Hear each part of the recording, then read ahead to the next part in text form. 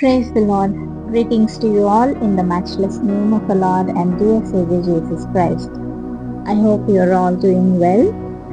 యోబు జీవితం మనం చూసినట్టయితే మరి దేవుడు ఏ విధంగా యోబును కొద్ది సమయం కొరకు చేయి విడిచిపెట్టారు, కొద్ది సమయం మరి సాతాను అడిగిన ప్రకారంగా యోబుని విడిచిపెట్టారు.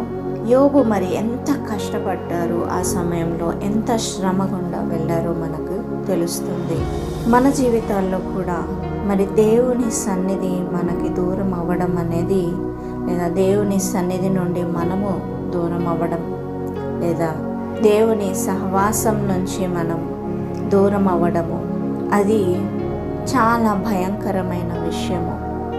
ఎందుకంటే దేవుని సహాయము లేని చోట, దేవుని ప్రేమ లేని చోట, దేవుని కరుణ లేని చోట, దేవుని హస్తము లేని ఎడల మన జీవితము నరకాగ్ని కన్నా చాలా భయంకరంగా మారిపోతుంది. మన జీవితము పాతాళము కన్నా చాలా భయంకరంగా మారిపోతుంది. మన జీవితంలో మనం ఎన్నడూ చూడని శ్రమలు మనం ఎదుర్కొంటాము. మనం ఎప్పుడు ఫేస్ చేయలేని పరిస్థితులు మనం ఫేస్ చేస్తాము. మనం ఎప్పుడు జయించలేనటువంటి పరిస్థితుల గుండా మనం వెళ్తాము. బహుఘోరమైన స్థితిలో నుండి మనం వెళ్తాము.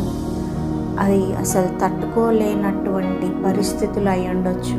యోబు జీవితంలో మనం చూస్తే ఎంత భయంకరమైన పరిస్థితి గుండా తను వెళ్ళాడు.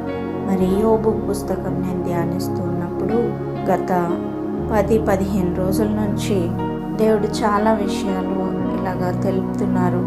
దేవుని సన్నిధి మనకి చాలా అవసరం, చాలా ముఖ్యము. మరి ఆయన సన్నిధి, ఆయన హస్తము మన మీద నుండి దూరం అవ్వకుండా ఆయన మనతోనే ఉండులాగున మనం ఉండాలి. మనం కోరాలి, ప్రార్థనలో ఆయనని అడగాలి. ఎల్లప్పుడూ ఆయన మనకు తోడై ఉండాలి అని మనం అడుగుదాం. దేవుడు మనందరికీ తోడై నడిపించునుగాక.